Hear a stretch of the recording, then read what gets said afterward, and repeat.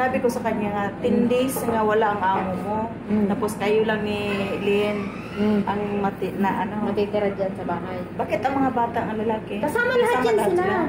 Punta sila Europe. Europe? Kala ko Italy. Papunta na rin sila kataas sila ng Italy, Europe. Yaman. Yaman later, uwi, pulubi. Yaman.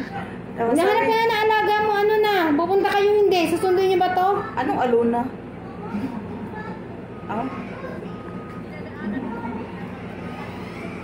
Binigyan ako ng trabaho ni Rose pala. Paanohan daw yung ano nila sa apo niya. Kaya na pa ito nag-aabang, oh. Ano? Oh, Linda. Direction.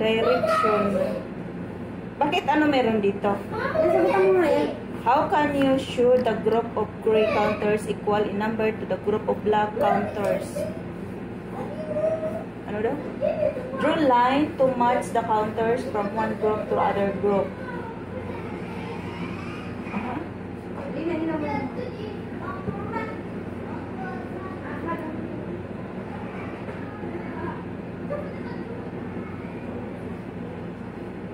One and two. Ayan yung 1, tapos ito yung number 2. Parang ayan yung pinaka-instruction. How students draw line to match the counters from one group to the another group. Then have them draw a circle around the group if they are equal in number, or mark an X on the group if they are not. I-straight raman ni God niya. Kiniraman ang EXO. Ha? Yan, sagutan mo na. Ito raman ang Oh, yun na, sabi mo. Tapos ito ay partner, X. O, yung kabila. Kabila. Basta yun, nag-i-X lang na ako. I-straight rin siya. Ayan lang. Ay, pareha man o tukuan. Mo ang example, oh. Ngayon. Tapos kabila. Yan. Direction. Ito pa sa 3 and 4. 3 and 4. Dari kayo pag-ibasa. Gusto ko lang. Ay, Diyos ko.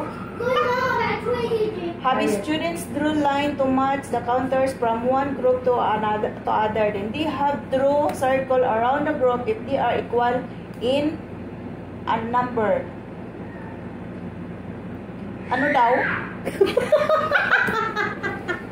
Ano daw? Sabi ko sa'yo, kinder lang yan. Tayo, nagurang na tayo.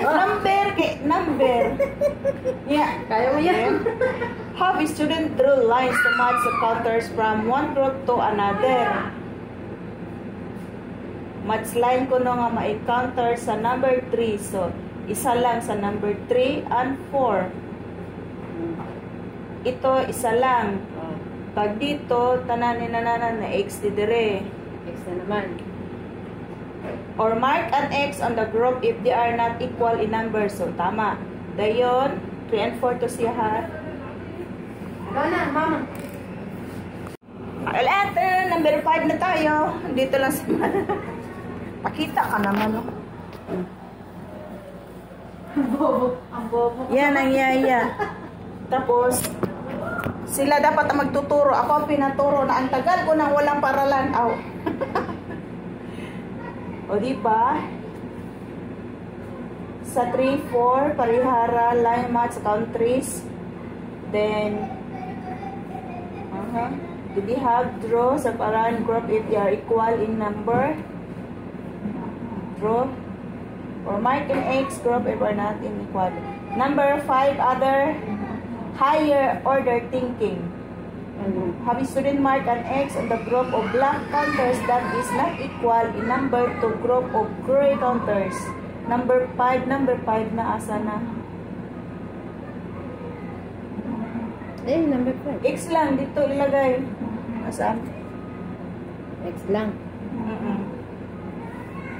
Higher order thinking. Have student mark an X on the group of black counters that is not equal in number to group of any gray counters. So, X lang din eh. Wala man siya lines, X lang. Number 6, higher order thinking. Have students draw a group of counters that is not equal in number to the group of black counters shown. Alam na mama Manira. Okay. Abi na.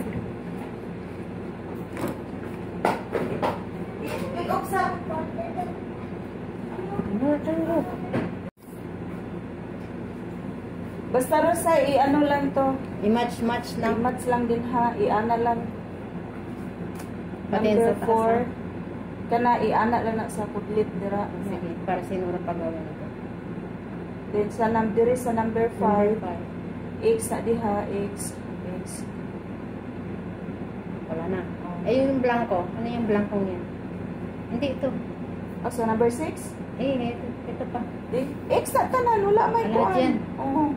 Wala man siya ka-match. Ang match niya, ang gray, black. Okay. Basta ka na din na, i-ano rin na siya. Ipatrabaho ka kay Nura. Yan na. Supran. Dayon, number? Yun lang muna. Yun lang yung assignment lang. Wala na. Nasusunod na ulit. Reres baka ulit.